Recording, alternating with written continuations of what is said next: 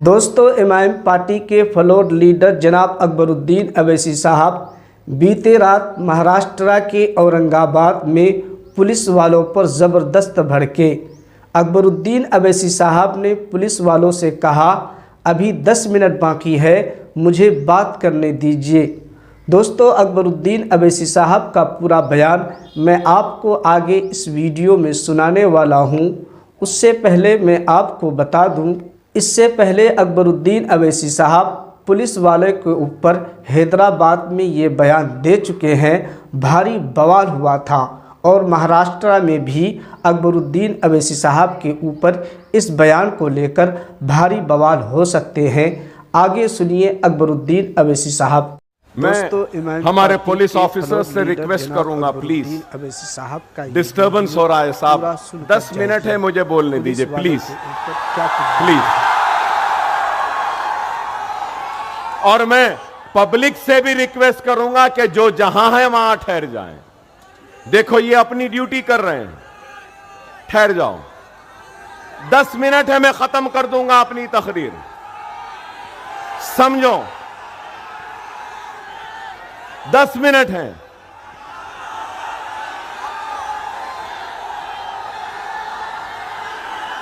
अगर आप मुसलमान हैं और चाहते हैं तो पूरा वीडियो। मैं समझ गया आप क्या बोल रहे हैं,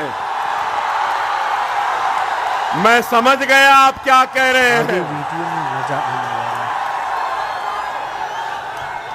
है। इंशाल्लाह फिर आऊंगा और फिर उस पर भी बात करूंगा। मगर मैं आपसे यह बात कहना चाह रहा था कि आप देखिए कि कितनी पार्टियां हैं। आज से 5 वर्ष पहले बीजेपी थी, शिवसेना थे, दोनों मिलकर इलेक्शन लड़े। कांग्रेस थी, एनसीपी थी, समाजवादी भी थी, मजलिस भी थी। और आज एनसीपी के 2, शिवसेना के 2, और उसके बाद में कांग्रेस भी है, उसके बाद सब हैं।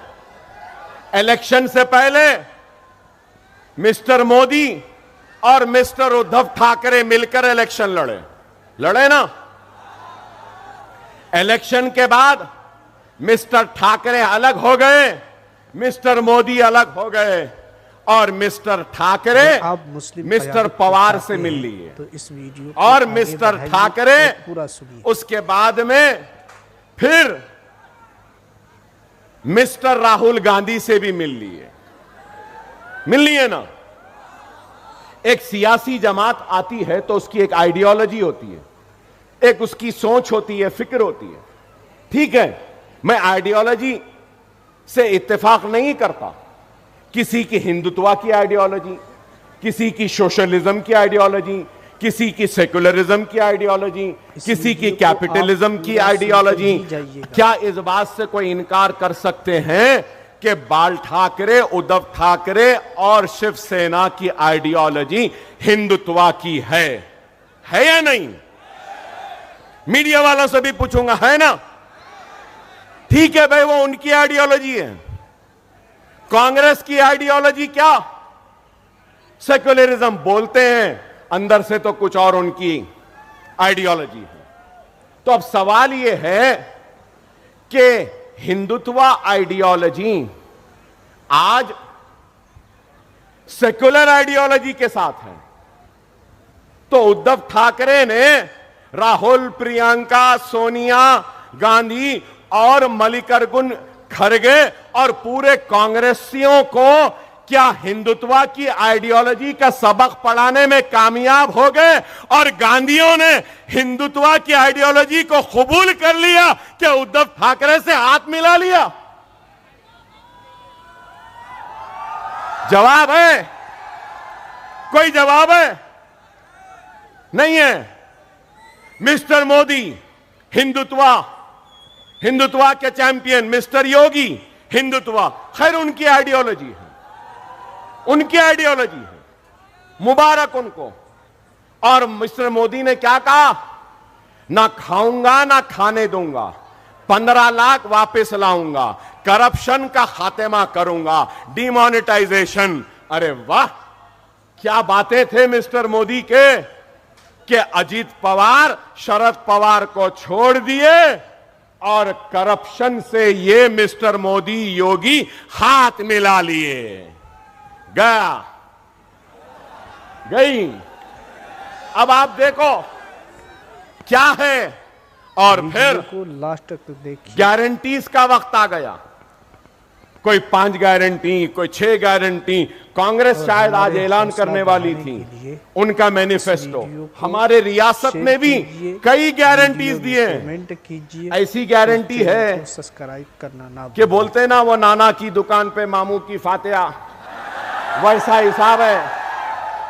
ये दे देंगे, वो दे देंगे, ये दे देंगे। बहरहाल वो गारंटियां पूरे नहीं हुए।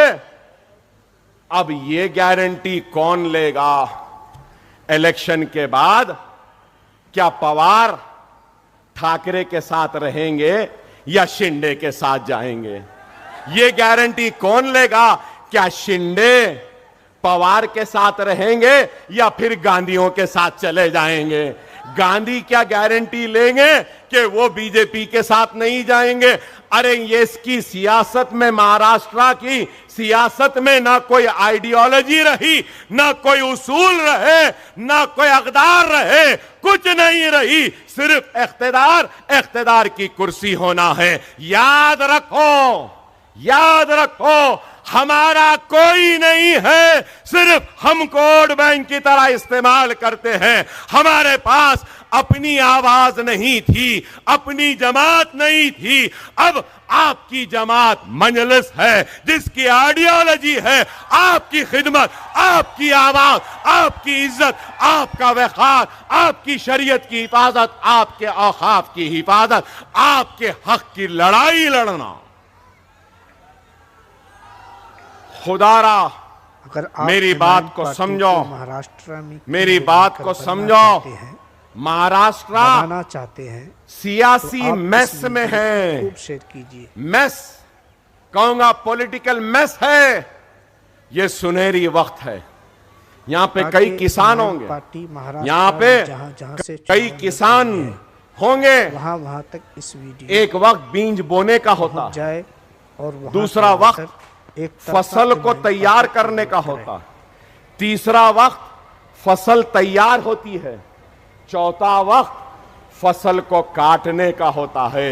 याद रखो मेरे प्यारे भाइयों, ये फसल बोने का वक्त नहीं है, फसल काटने का वक्त है। समझो मेरी इस बात को। अगर मजलिस के 5 या 7 एमएलए आ गए ना 16 में से, तो मेरी इस पेशन गोई को याद रख लो, तुम्हारी और हमारी के मर्जी के बगैर कोई तख्त पे नहीं बैठ सकता। हम बादशाह गर होंगे और जब हम बोलेंगे कि क्या दे रहे बच्चों को स्कॉलरशिप दो, यहां पे पावरलूम को मजबूत करो, अपैरल पार्क अमरावती में आया, अपैरल पार्क को मालेगांव में लेकर आओ, हम कहेंगे। यहां की सनत को उजड़ने से बचाओ, यहां के बच्चों के मुस्तकबिल के लिए लड़ेंगे और हम कहेंगे हमको ये होना, ये होना, ये होना, ये होना। जो हमको देगा हम कहेंगे बैठ जा, हमारे सदक़े, हमारे जूतियों के तुफैल में बैठ जा। हमारा वो मौक़िफ़ है। खुदारा समझो, अव्वलीन हमारी जिम्मेदारी क्या है? सबसे पहली जिम्मेदारी है बीजेपी शिंदे अजीत पवार को शिकस्त देना। देंगे ना? चाय वाले को हराएंगे ना? वो योगी को हराएंगे ना? वो करप्ट अजीत पवार को हराएंगे ना? वो शिंदे को हराएंगे ना? उसके बाद में जिम्मेदारी है तो क्या है? मजलिस जहां है इसको जिता। तो दोस्तों, आपने सुना इमाम पार्टी के फ्लोर लीडर जनाब अकबरुद्दीन अवैसी साहब को पुलिस वालों के ऊपर क्या कुछ बोले हैं।